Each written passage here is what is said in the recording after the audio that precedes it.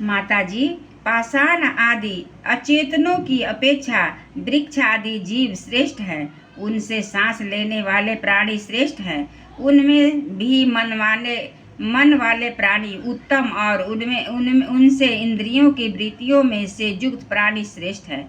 सेनेन्द्रिय प्राणियों में भी केवल स्पर्श का अनुभव करने वाला ही अपेक्षा रस का ग्रहण कर सकने वाले मत्स्यादि उत्कृष्ट है और तथा रस बेताओं की अपेक्षा गंध का अनुभव करने वाले भ्रमरादि और गंध का ग्रहण करने वालों से भी शब्द का ग्रहण करने वाले सर्प आदि श्रेष्ठ हैं।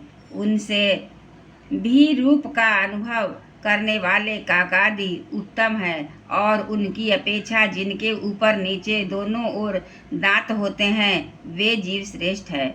उसमें बिना पैर वाले से बहुत से चरणों वाले श्रेष्ठ हैं तथा बहुत से चरणों वाले से 4 चरण वाले और 4 चरण वालों से भी 2 चरण वाले मनुष्य श्रेष्ठ हैं। मनुष्यों में भी 4 वर्ण श्रेष्ठ है। उनमें भी ब्राह्मण श्रेष्ठ है। ब्राह्मणों में वेद को जानने वाले उत्तम है और वेदज्ञों में भी वेद का तात्पर्य जानने वाले श्रेष्ठ हैं। तात्पर्य जानने वालों से संशय निवारण करने वाले, उनसे भी अपने वर्णाश्र मोचित धर्म का पालन करने वाले तथा उनसे भी आसक्ति का त्याग कर देने वाले, अपने धर्म का निष्काम भाव से आचरण करने वाले श्रेष्ठ हैं। उनकी अपेक्षा भी जो लोग अपने संपूर्ण कर्म, उनके कर्म फल और अपने शरीर को भी मुझे ही अर्पण करके भेदभाव छोड़कर मेरी उपासना करते हैं वे श्रेष्ठ हैं। इस प्रकार मुझे ही चित्त और कर्म समर्पण करने वाले अकर्ता और समदर्शी पुरुष से बढ़कर मुझे कोई अन्य प्राणी नहीं दिखता। अतः यह मानकर कि जीव रूप अपने अंश से साक्षात भगवान ही सबके अनुगत हैं, इन समस्त प्राणियों को बड़े आदर के साथ मन से प्रणाम करें। माताजी, इस प्रकार मैंने तुम्हारे लिए भक्ति योग और अष्टांग योग का वर्णन किया। इनमें से एक का भी साधन करने से जीव परम पुरुष भगवान को प्राप्त कर सकता है। भगवान परमात्मा पर ब्रह्म का अद्भुत प्रभाव संपन्न तथा जागतिक पदार्थों के नानाविध वैचित्र का हेतुभूत स्वरूप विशेष ही काल नाम से विख्यात है।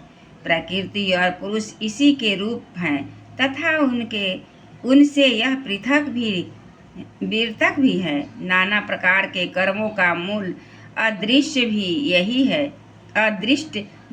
है तथा इसी से महतत्वादि के अभिमानी भेददर्शी प्राणियों को सदा भय लगा रहता है, जो सबका आश्रय होने के कारण समस्त जीव प्राणियों में अनुप्रविष्ट होकर भूतों का ही उनका संहार करता है और जगत का शासन करने वाले ब्रह्मादि का भी प्रभु भगवान काल की ही यज्ञों का फल देने वाला विष्णु है।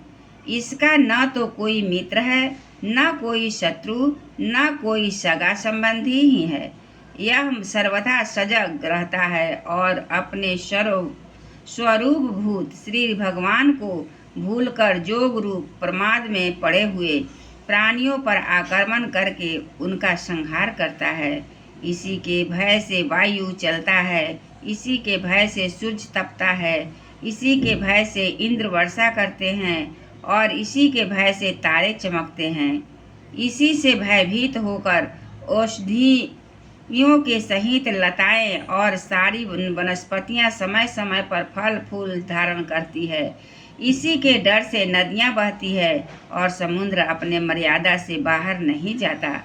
इसी के भय से अग्नि प्रज्वलित होती है और पर्वतों के सहित पृथ्वी जल में नहीं डूबती। इसी के शासन से यह आकाश जीवित प्राणियों को श्वास प्रश्वास के लिए अवकाश देता है और महतत्व अहंकार रूप शरीर का 7 आवरणों से युक्त ब्रह्मांड के रूप में विस्तार करता है। इस प्रकार इस काल के ही भय से सत्वादि गुणों के नियामक विष्णु आदि देवगण उनके अधीन यह सारा चराचर जगत है। अपने जगत रचना आदि कार्यों में जो कर्म से तत्पर रहते हैं, यह अविनाशी काल स्वयं अनादि किंतु दूसरों का आदि कर्ता उत्पादक है तथा स्वयं अनंत होकर भी दूसरों का अंत करने वाला है। यह पिता से पुत्र की उत्पत्ति कराता हुआ सारे जगत की रचना करता है और अपनी संहार शक्ति मृत्यु के द्वारा यमराज को भी मरवाकर इसका अंत कर देता है। एक बार बोलिए श्री कृष्ण भगवान की जय। वृंदावन बिहारी लाल की जय। श्रीमन्नारायण नारायण नारायण, श्रीमन्नारायण नारायण नारायण, प्रभु नारायण नारायण नारायण, श्रीमन्नारायण नारायण नारायण, श्रीमन्नारायण नारायण नारायण, प्रभु नारायण नारायण नारायण, श्रीमन्नारायण नारायण नारायण, श्रीमन्नारायण नारायण नारायण, प्रभु नारायण नारायण।